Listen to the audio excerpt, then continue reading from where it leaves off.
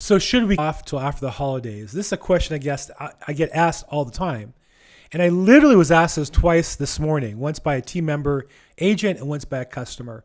And so since I explained this over and over again, I thought I'd shoot this short video to show why it probably doesn't make sense to wait till the holidays, though it depends on your situation.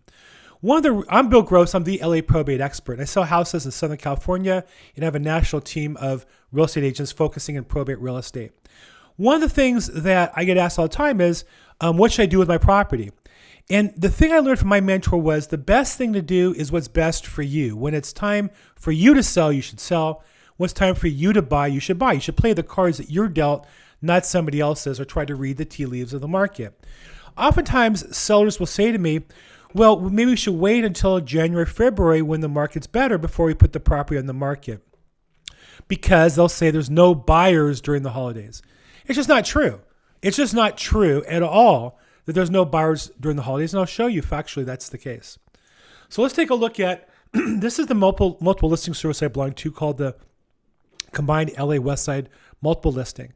And this is a graph that shows the last 5 years of total sales, homes for sale by month, and then closed sales by month over that same time period. And these are all single family homes, but it's true of all real estate. So what you'll notice about this graph is every year the numbers peak around the summertime. June, there are 20,000 sales. July, there are about 19,000 sales. And in the wintertime, February, down to 11,000. So we had 11,000 sales in January versus 29,000, about half the sales. Here in 2018, we had a peak of 18,000 or so, and then in January down to 10,000. So again, about maybe 60%. Here in 2019, we had 18,000 sales, about as the record, and then a low, and it extended a little bit down to 10,000. So again, about 60%. 2021, now this is the pandemic era, a little different, 20,000 down to 13,000, and we had 21,000 down to 12,000 and so on. You see the pattern is every year it's more in the summer for sure and less in the winter. But here's my point. The number in the winter is almost always 60% or so or more of the peak.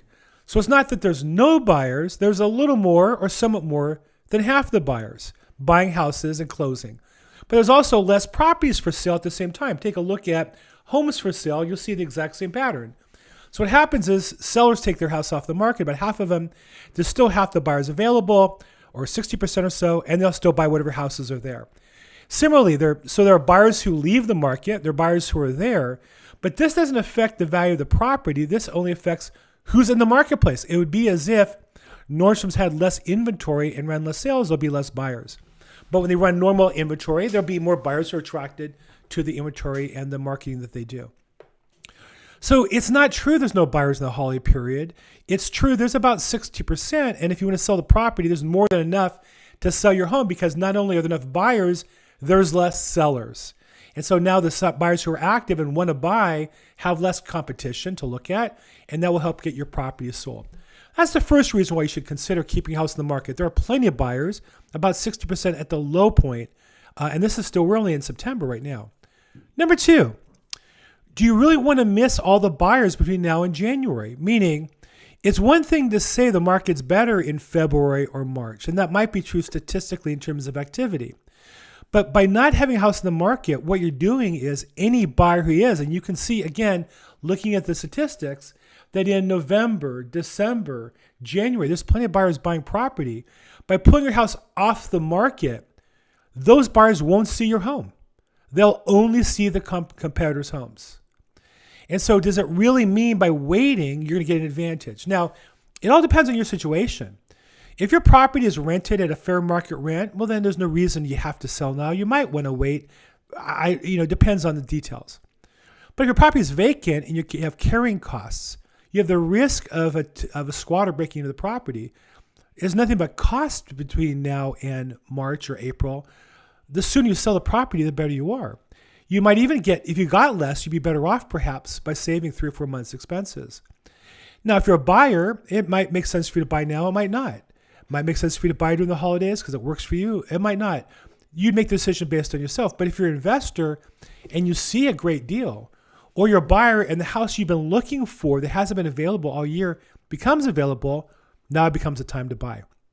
So again, don't rely, real estate has a lot of what I would call old wives' tales, where there's conclusions made that might have been true 30, 40, 50 years ago, but based on data, maybe because the market's more competitive, maybe because it's more international, there's a lot of factors. But based on data, there are plenty of buyers in the market between now and January, February. Can you really afford to let your house miss on those opportunities to get it sold? If you need some help evaluating your particular situation, give me a call. Bill Gross, the LA Probate expert. My contact info is below. And I look forward to helping you make, as always, today your